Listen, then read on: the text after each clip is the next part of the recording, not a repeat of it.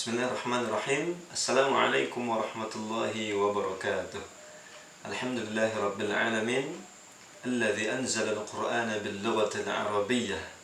Wassalatu wassalamu ala rasulil arabiy al-Mustafa sallallahu alaihi wa ala alihi wa ashabihi wa man tabi'ahum bi ihsanin ila yaumiddin. Allahumma zidna ilman nafi'an wa hudan wa tuqan wa salahan ya rabbal alamin. Amma ba'du, fa ahibbai fillah. Teman-teman yang dirahmati Allah Subhanahu wa taala, pada kesempatan kali ini insyaallah kita akan sama-sama mengulas atau membahas, belajar bersama tentang suatu bahasa yang mana bahasa ini memiliki kedudukan yang sangat tinggi, khususnya bagi kita kalangan umat Islam ya. Bahasa yang mempunyai keistimewaan, bahasa yang sangat istimewa, sangat spesial.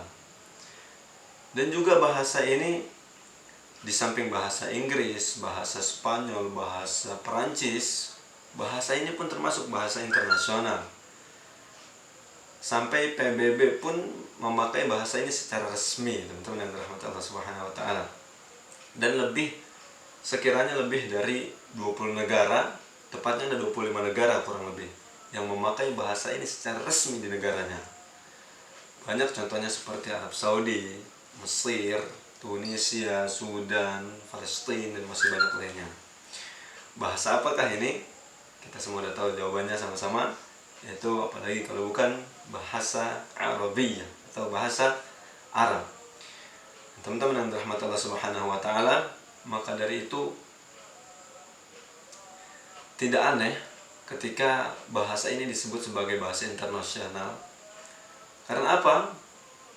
Bagaimana tidak disebut sebagai bahasa internasional? Sedangkan setiap harinya lebih dari 1 miliar umat muslim atau umat Islam yang menggunakan bahasa ini di ibadahnya dan di doanya. Maka dari itu pantaslah bahasa ini atau disebut sebagai bahasa internasional, karena ini sesuatu hal yang sangat luar biasa, teman-teman rahmat Allah Subhanahu wa taala. Maka dari itu sudah sepantasnya dan selayaknya kita sebagai umat Islam untuk mencintai bahasa ini. Dan bagaimana cara mencintai bahasa ini, teman-teman yang dirahmati Allah? Jadi kalau kita bahas sedikit. Jadi kalau kata Syekh Dr.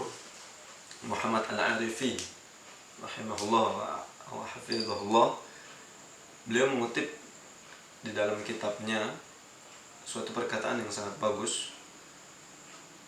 Dia menjelaskan di dalam bab yang berbicara tentang bagaimana cara kita untuk mengambil hati seseorang, bagaimana cara kita untuk bisa bermuamalah dengan baik kepada seseorang, bagaimana cara kita untuk mempunyai interaksi yang baik dengan orang-orang. Jadi gini katanya, kullu babin lahu miftah, wal miftah al-munasib li fathi qulubin nas huwa ma'rifatu tabi'atihim. Saya ulang, kullu babin lahu miftah wal miftah al-munasib li fathi qulubin nas huwa ma'rifatu tabi'atihim. Artinya gini teman-teman, kullu babin lahu miftah, lahul miftah, setiap pintu, itu kata Syekh, pasti punya miftah. Apa itu miftah? Kunci.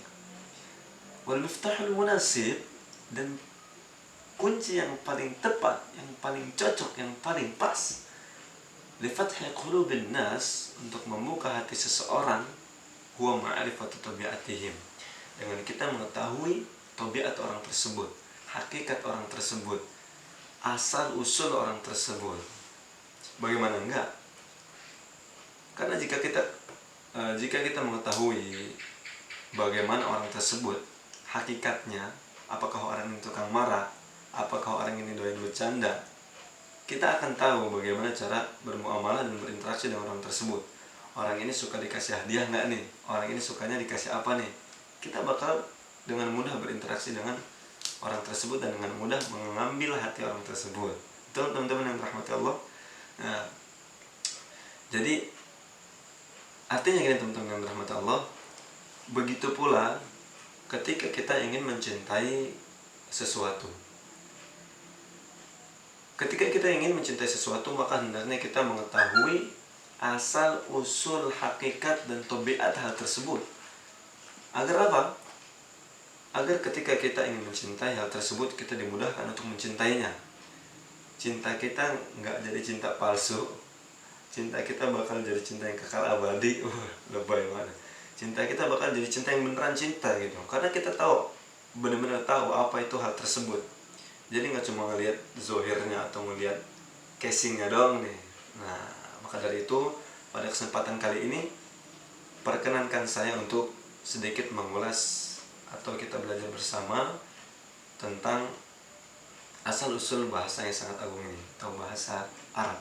Nah, teman-teman yang dirahmati Allah Subhanahu wa taala, ketika kita berbicara tentang teori asal-usul munculnya bahasa Arab, itu banyak para ulama yang berpendapat tentang munculnya bahasa ini, tapi tidak kita ketahui kesahihannya atau kebenarannya gitu. Maka dari itu pada kali ini insya Allah kita akan mendatangkan pendapat yang memang riwayatnya banyak diriwayatkan oleh para ulama bahasa, dan memang pendapat ini dikuatkan oleh para ulama. Jadi teman-teman yang dirahmati Allah Subhanahu wa taala, perlu kita ketahui dahulu. Jadi dari Nabiullah Adam alaihissalam ya, itu setelah itu muncul keturunan-keturunannya yang mana mereka dijadikan nabi setelah Nabi Adam alaihissalam. Mereka diutus juga oleh Allah Subhanahu wa taala untuk menjadi nabi.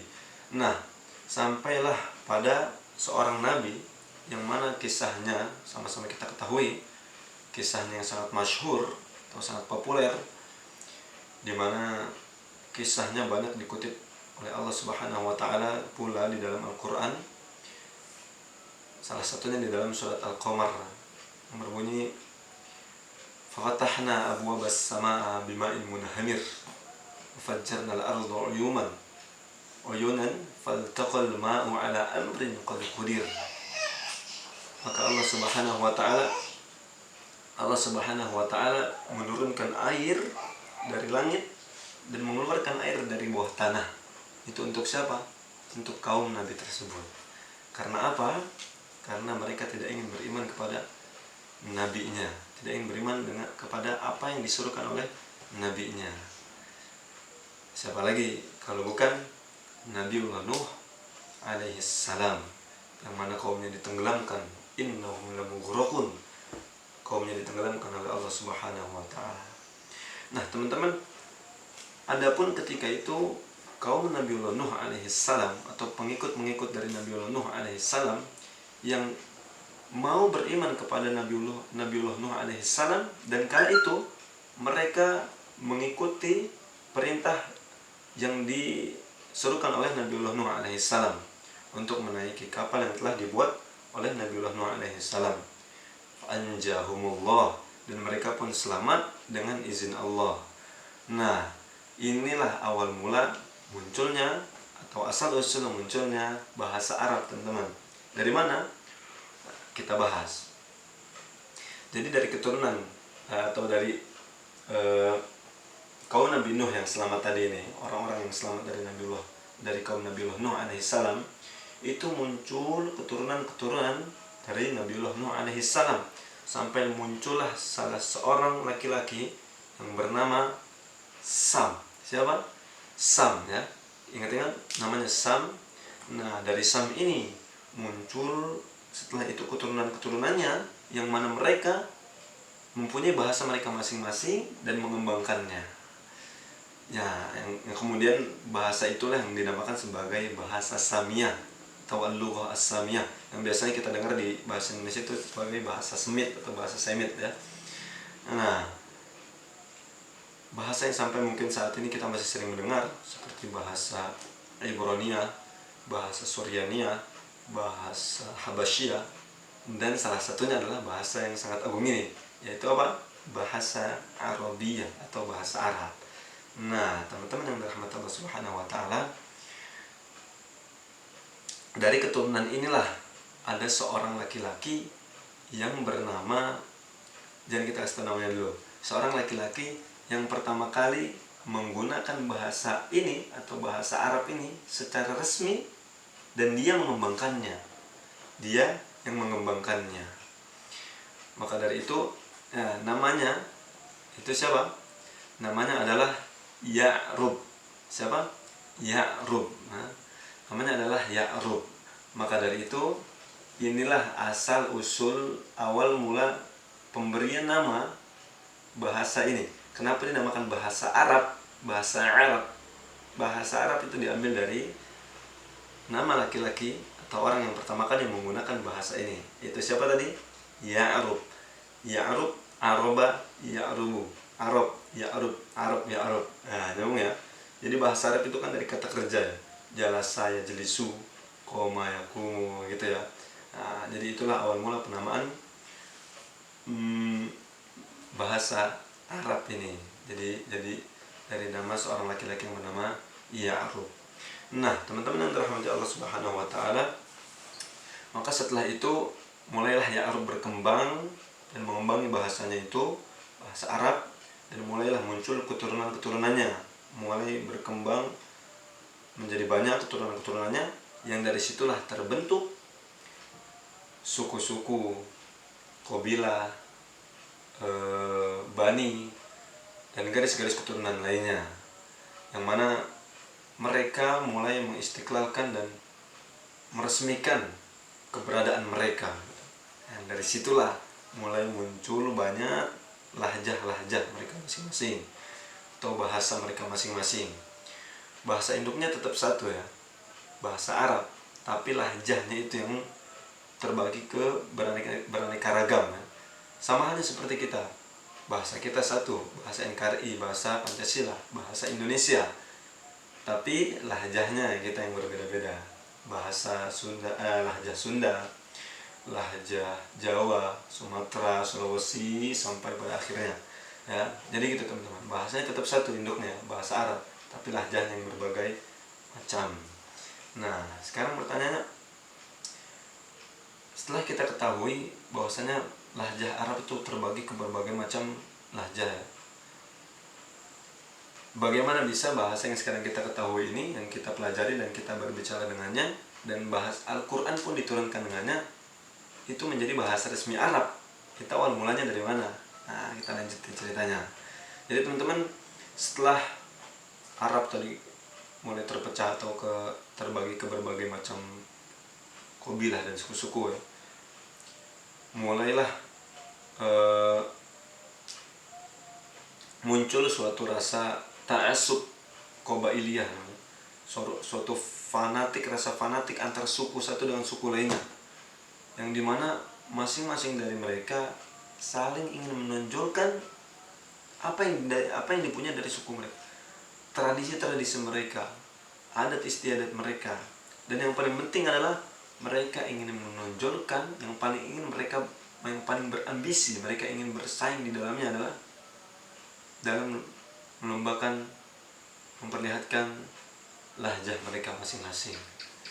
Nah, yang biasanya mereka adakan acara tersebut di suatu tempat-tempat khusus yang ketika itu sangat populer memang, dinamakan sebagai aswak atau suk ya.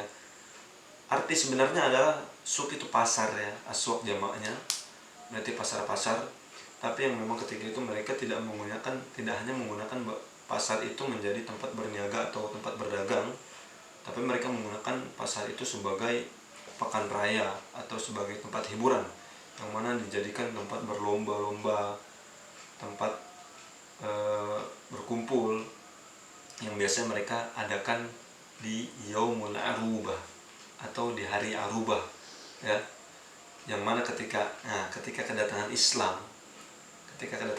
Allah mengganti hari tersebut dengan penamaan Yaumul Jumu'ah sampai saat ini ya, atau hari Jumat, yang mana ya itu salah satu tarikh atau kisah awal mula penamaan hari Jumat yang mungkin kita bahas atau kita ulas di pertemuan kita selanjutnya atau pertemuan kita yang lainnya ya.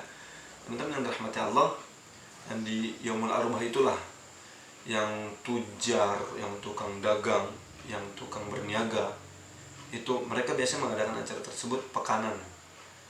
Mereka kumpulkan harta benda mereka, dagangan mereka, kekayaan mereka itu selama sepekan untuk dipamerkan di hari tersebut. Dunia semua. Yang kuhan, yang tukang batu giok, yang tukang keris-keris, tukang alat-alat sakti, itu mereka mencari alat-alat tersebut selama sepekan untuk dipamerkan di hari tersebut.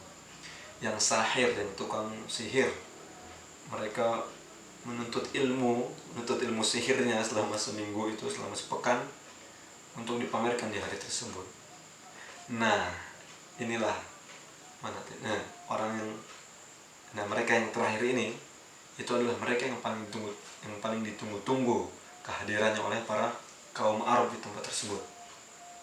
Mereka adalah perlombaan yang paling bergengsi ketika itu di kalangan kaum Arab. Siapa mereka? Haula'i syu'ara, mereka para penyair, para tukang syair, yang sampai memang saking tinggi kedudukan mereka itu Allah mengutip atau mengabadikan surat Asy-Syu'ara itu ada dalam Al-Quran ya, sebagai satu surat kan ya, karena memang kedudukan mereka saat itu memang tinggi di kalangan kaum Arab ya, para penyair itu. Padahal lahjah mereka itu berbeda-beda, tapi mereka tetap berlomba-lomba untuk memamerkan lahjah mereka itu. Nah, sampai keadaan ini dan dinamika seperti ini, kondisi seperti ini itu berlangsung cukup lama, sampai dekat-dekat kedatangan Islam. Islam belum datang, Islam belum masuk, Nabi Muhammad ibn Abdullah itu belum diutus, tapi Nabi SAW udah dilahirkan. Bahkan ada suatu riwayat yang meriwayatkan bahwasanya Nabi SAW itu pernah hadir ke suatu acara di salah satu pasar tersebut. Nabi pernah menonton perlombaan syair tersebut. Nabi pernah melihat gitu ya, pernah hadir. Nabi belum diutus ketika itu sebagai Nabi Muhammad bin Abdullah sallallahu alaihi wasallam. Sampailah pada titiknya di mana mereka masing-masing dari mereka merasakan suatu kegundahan dalam hatinya gitu. Ada sesuatu yang ganjil nih kayaknya di antara kita. Ada sesuatu yang harus diperbaiki di antara kita. Bagaimana tidak? Mereka sering mengadakan perkumpulan, mereka sering mengadakan perlombaan, acara-acara yang dimana di sana berkumpul antara suku satu dengan suku lainnya, tapi mereka tidak bisa berbicara atau berkomunikasi antara suku satu dengan suku lainnya. Dan di situ akhirnya mereka merasakan suatu kegundahan di dalam hatinya, yang mana mereka berbicara bahwasanya ini harus diperbaiki. Problema dan masalah ini harus segera problema perbedaan itu ya, perbedaan lahjah atau bahasa itu harus segera dicari solusinya. Maka mulailah mereka berkumpul sampai keluarlah suatu keputusan yang berbunyi atau berbicara bahwasanya harus ada satu bahasa atau lahjah resmi yang diambil dari satu suku untuk dijadikan sebagai bahasa resmi suku Arab ketika itu, kaum Arab, yang akan dijadikan sebagai bahasa yang digunakan oleh seluruh lapisan masyarakat Arab ketika itu. Nah, setelah mereka bermusyawarah dan berkumpul, keluarlah satu bahasa yang akan dijadikan bahasa resmi ketika itu. Bahasa siapa? Bahasa suku Quraisy, yang sampai saat ini kita belajar dan Al-Quran diturunkan dengannya, itu bahasa suku Quraisy. Kenapa suku Quraisy yang dijadikan bahasa resminya ketika itu? Banyak, jadi teman-teman yang dirahmati Allah, banyak memang alasan-alasan yang menjadikan bahasa suku Quraisy itu memang pantas untuk dijadikan sebagai bahasa resmi Arab ketika itu. Salah satunya adalah memang bahasa suku Quraisy ketika itu memang min aqwal lughah, dari bahasa yang terkuat memang ketika itu suku Quraisy di antara suku-suku lainnya.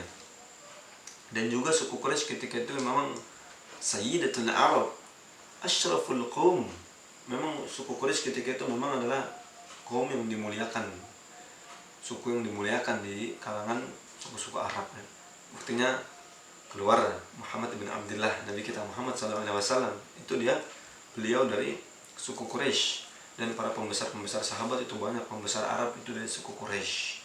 Yang itulah alasan yang memang menjadikan suku Quraisy berhak untuk dijadikan bahasanya sebagai bahasa resmi Arab. Dan juga ada salah satu alasan yang lebih menguatkan bahwasanya suku Quraisy itu memang pantas bahasanya untuk dijadikan bahasa resmi. Kenapa teman-teman yang rahmati Allah? Jadi suku Arab itu mempunyai, kaum Arab ya umumnya mempunyai adat sebagai perniaga ya, atau tukang dagang ya.